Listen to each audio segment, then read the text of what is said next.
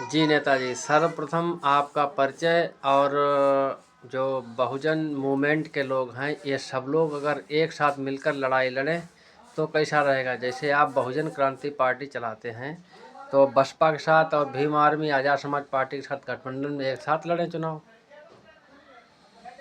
बिल्कुल सही कहा। सबसे पहले मेरा जय भीम। भारत में लोकतंत्र है और विभिन्न राजनीतिक दलों की अपनी अपनी योजनाएं होती हैं और उन योजनाओं को लेके जनता में प्रचार प्रसार किया जाता है। ये हमारे देश की संवैधानिक व्यवस्था है और हमारे देश का लोकतांत्रिक व्यवस्था है। अब बात ये आती है कि बाबा साहब का दर्शन और सिद्धांत क्या था। आज बाबा साहब की फोटो लेकर बसपा, भीम आर्मी, आजाद समाज पार्टी, मुक्ति पार्टी, भाजपा, कांग्रेस, समाजवादी पार्टी आदि तमाम दल जो हैं बाबा साहब की फोटो लेके आगे बढ़ रहे हैं। तमाम उनके पर्चों में लिखा हुआ है। सही बात है। लेकिन आज तक क्या बाबा साहब के सिद्धांत और नीतियां समाज में आई? अगर समाज में आई होती तो इस देश से जातिवाद का समूल नाश हो जाता, बेरोजगारी समूल नाश हो जाता और जातीय शोषण समूल नाश। क्या आज समाज में ये चीजें खत्म हुई? बाबा साहब भीमराव अंबेडकर ने अपने जो आगे बढ़ने का जो रास्ता दिखाया था सर्वहारा वर्ग को, बहुजन वर्ग को, वह रास्ता ही जानना आवश्यक है। उस संबंध में हम प्रकाश डालना चाहते हैं। आपने तमाम जगह प्रोग्राम देखे हुए हैं, वहां ये नारा लग रहा होगा बाबा साहब का मिशन अधूरा, हम सब मिलके करेंगे पूरा। कभी उस मिशन के विषय में बताया? कहीं प्रोग्राम में बताया?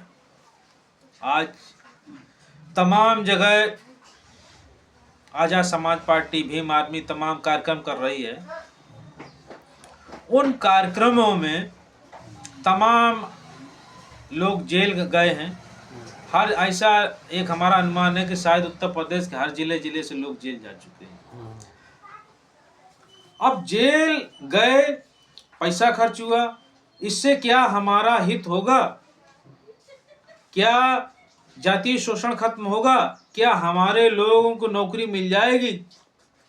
भाई जेल तो ये अगर हमें जेल जाने से कुछ हित हो, कल्याण हो या हमारे आगे भविष्य बन रहा हो। बाबा साहब ने स्पष्ट कहा है कि जातीय शोषण तब तक नहीं खत्म हो सकता है जब तक आर्थिक विषमता समाज में बनी रहेगी। उन्होंने साफ कहा कि मैंने आपको संविधान में राजनीतिक समानता तो दे दी है, आर्थिक समानता के लिए आपको संघर्ष करना होगा। और इसके लिए उन्हें मूल मंत्र दिया था कि संविधान में भूमि, उद्योग, उत्पादन के साधनों को राष्ट्र की संपत्ति घोषित किया जाए, जिससे आपकी आर्थिक विषमता खत्म होगी। और जब तक आर्थिक विषमता बनी रहेगी कभी भी सामाजिक समानता आ नहीं सकती। क्या आजाद पार्टी, भीम सेना और बसपा ने इस तरीका का कभी कोई पर्चा पढ़ा? आपने देखा होगा इनके झंडों में नीला रंग है सिर्फ, यानी बाबा साहब का नाम लेंगे और गरीब और मजदूर के लिए कोई काम नहीं करेंगे। बाबा साहब ने 1938 में स्वतंत्र लेबर पार्टी बनाई तो उसका झंडा का रंग लाल था। वो लाल रंग कहाँ गायब हो गया है? सिर्फ नीला ही रंग बचा है। यानी बाबा साहब का नाम लेंगे और तुम्हें कुछ नहीं देंगे। आज एक विधायक बन जाता है, विधायक से सांसद बन जाता है, सांसद से मंत्री बन जाता है, मंत्री से मुख्यमंत्री बन जाता है। भाई हमें क्या, हमारा हित क्या है? समाज का हित क्या है? गरीब का हित कहाँ है? जातीय शोषण बाबा साहब ने स्पष्ट बार बार कहा है कि जाति विहीन, वर्ग विहीन समाज बनाइए, तब तक समाज का उन्नति नहीं हो सकती। कि जात में जाति घृणा होती है और आपका उन्नति कभी नहीं हो सकती। और ये बहुजन समाज पार्टी इनके साफ कहते हैं। हमने एक बार मिलने गए, कहे भैया हम ब्राह्मण क्षत्रिय वैश्य को भर्ती नहीं करते हैं, उन्हें गालियां देते हैं। भाई गाली देने से क्या हित होगा, हमारा क्या हित होगा। चलो हम 1 महीने 2 महीने साल 6 महीना 10 साल गाली देने से कोई हित होगा, और यही गाली देते आ रहे हैं। हमारा समाज आज भी सबसे ज्यादा बेरोजगार है, आज भी जाति उत्पीड़न, कोई मुंह में मूत रहा है, घोड़ी नहीं चढ़ने दे रहा है। जैसे पहले शोषण हो रहा था, हो रहा है, आज भी हो रहा है। उस पे किसी भी कहीं इनका आंदोलन देखा, सिर्फ अत्याचार हुआ, वह चिल्लाने चीखने लगे, हो गया हो गया हो गया। अरे इसकी समूल जड़ का कब नाश होगा, आगे ऐसे भविष्य अत्याचार ना हो। तो मेरा यही कहना है कि जितने बाबा साहब के अनुयायी हैं, वो बाबा साहब का एक पैमाना वो जरूर देख लीजिए। कोई भी झंडा बैनर बाबा साहब का फोटो लगाए हो, उसमें देखिए कि यह जाति विहीन बर्मीन की बात कर रहा है, क्या राष्ट्रीयकरण की बात कर रहा है। अगर वो ये चीजें नहीं कर रहा है तो बाबा साहब का घोर दुश्मन है, बाबा साहब के नाम से दुकान चलाने वाला आदमी।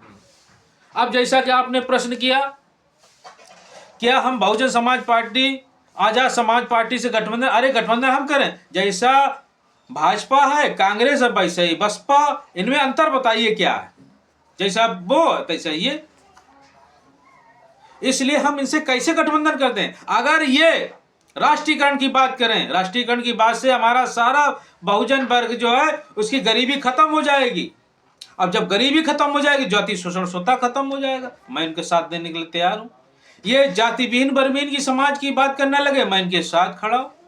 ये तो करते नहीं, तो मैं इनके साथ कैसे खड़ा हो सकता हूं।